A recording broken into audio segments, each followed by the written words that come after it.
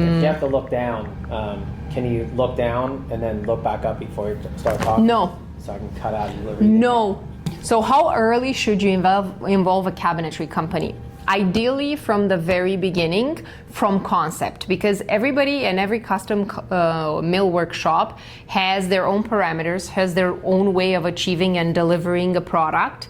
It doesn't mean there is a wrong way and a good way. It means that there are multiple ways to build.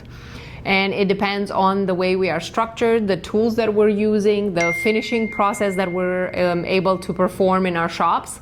The importance of involving us as early as possible,